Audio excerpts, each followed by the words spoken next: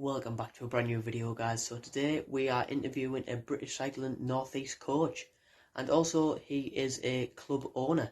So we will be talking about all different things about him and how has COVID affected him as an athlete. So guys, let's just get into it and see his story. Go. Right. Hello. So can you just introduce yourself? Just tell us a bit about you, and I'm Adam Brooks. I am a cycling coach in North East, so I work for British Cycling. I'm a go-ride coach at British Cycling, predominantly in the Newcastle area, but right on the North East as well. And I also coach at Manilla Cycling. I'm team principal at Manilla Cycling as well. Brilliant. So moving on to the second question, Adam. So what is your current role within British Cycling? Yeah, so as I've just said, so I'm a go-ride coach at British Cycling. So kind of do everything from coaching within schools, coaching in community settings. I also work on the talent pathway in the region as well, coaching on the talent development centres across both road and track. Also run a couple of events and help out with events as well. Yeah. So obviously you said in your introduction that you ride for Manila. So what exactly is your role in Manila? Like how do you work inside that? I kind of inherited the club probably 6 years ago now. So I kind of built the club from where it was 6 years ago, which it started off as just a small selection of senior riders, and then we've developed and grown over the last 6 years with a full youth setup now, a lot more seniors, female and male, and now a triathlon side as well to the club. So I'm kind of technically team principal at the minute, but obviously I'm also head coach as well, coaching on the youth side of things as well. Brilliant. So moving on to the fourth question, Adam, what advice would you give to youth and juniors who want to start off cycling, who want to start off racing? If they're just starting from scratch, the first thing is just to actually find somebody who they may know who's already involved in cycling.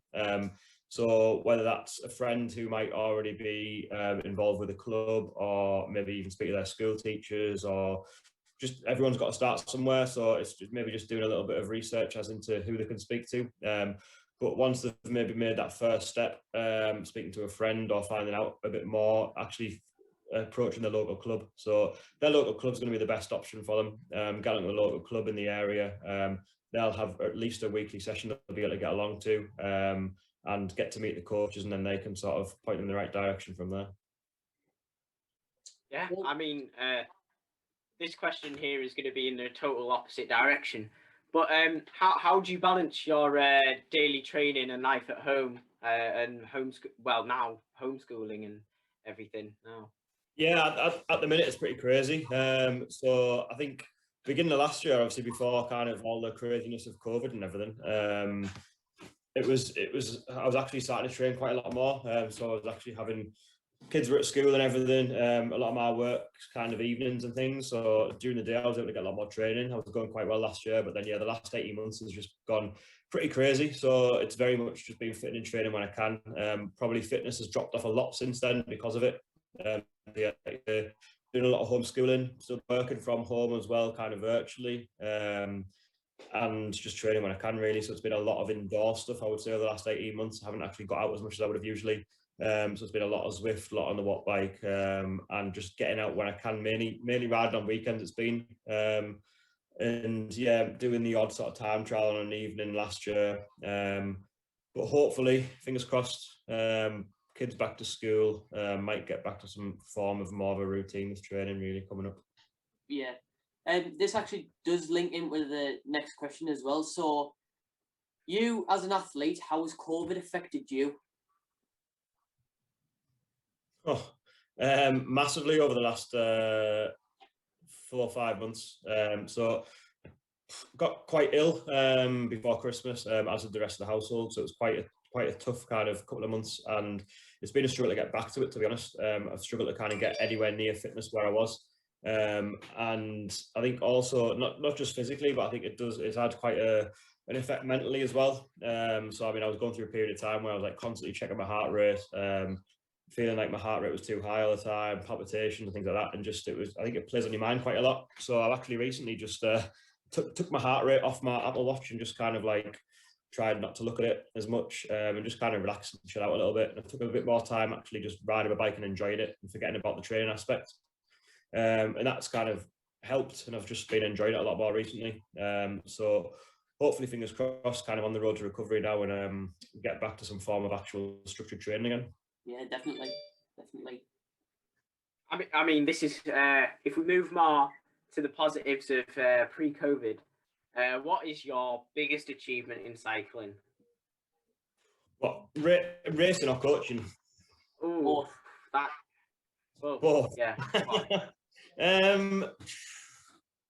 Achievement-wise, to be honest, I'll be totally honest, I think achievement-wise, racing-wise, I'm still pretty frustrated with my old racing. I still don't feel as though I've kind of reached where I would have liked to have reached. I still kind of in the back of my mind think I could have got to a race at least at a bit of a higher level. I still feel as though I kind of the last couple of years I've been trying to achieve that, but there's always been one thing or another kind of set me back a little bit. So I wouldn't say I've really achieved racing wise what I would have wanted to. I think kind of the best, probably achieving my Cat 2 maybe a couple of years ago was probably the biggest achievement I got, I suppose. And then coaching wise, I think it's every day, to be honest. I think every day, coaching wise, you achieve something in whether it's just actually teaching a kid to ride for the first time and seeing their face light up when they first start turning those pedals and balancing, or like coaching some of the juniors I coach and seeing how they like do really well and maybe get that first win in a race, and then when they go on and progress to kind of ride for bigger teams as well. So I think there's not really one thing I can kind of pinpoint. I think there's not many different ones really. Yeah, definitely. So moving away from like more about you, so this is like more of your opinion. So some of for the remainder of the questions, it's more like your opinion. It's like no one's going to judge you and things like that. So what is your favorite protein kit? Favorite protein kit, past or present? Any. I really like the EF kit, to be honest. I've liked the EF kit over the last few years, and I really like that. I've got a bit of a thing for kind of having pink and kit. I don't know why, but I really like that striking pink and blue together. Really like that, and obviously I like what they did last year as well with a little bit they put on for the Giro. I think they had that sort of wacky kit, didn't they?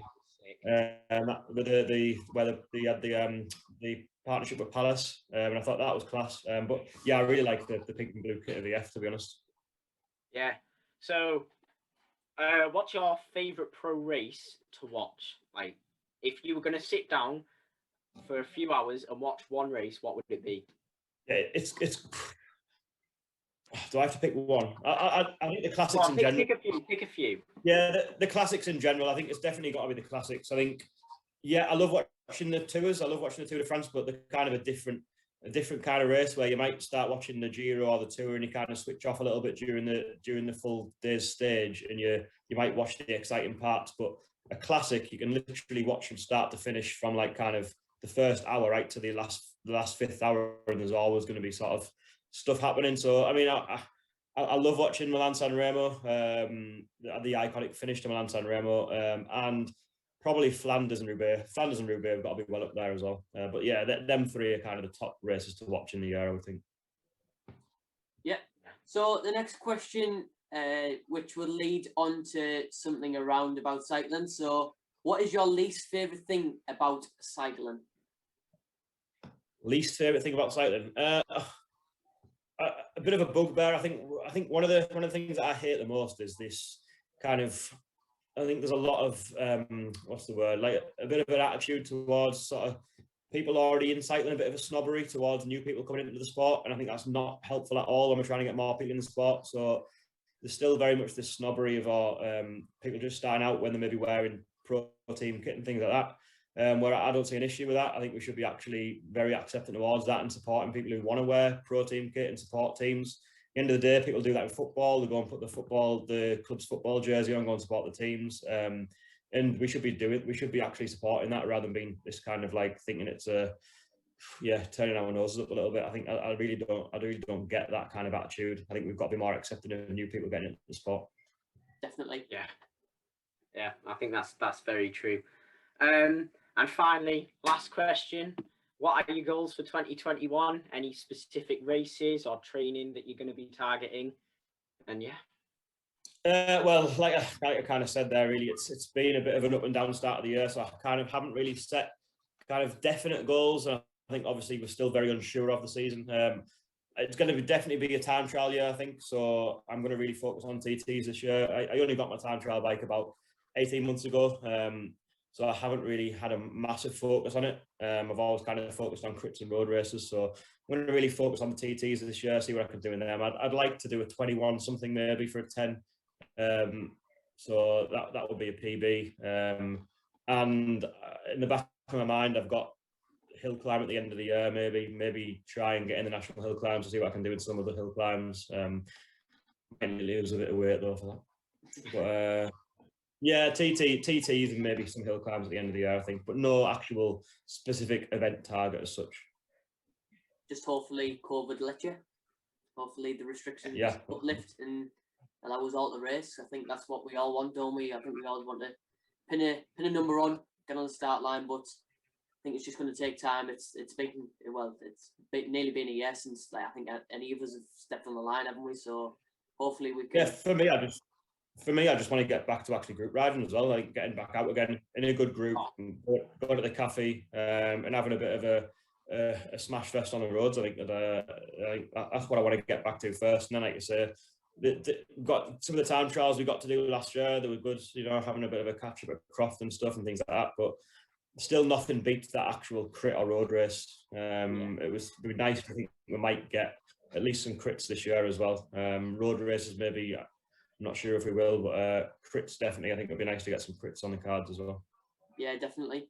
So that is us done. So thank you very much, Adam, for coming on. Thank you for sharing your story. We were really interested in your story. So yeah, hopefully we can get this published. And thank you for coming on. Thanks, guys. Yeah, thank you.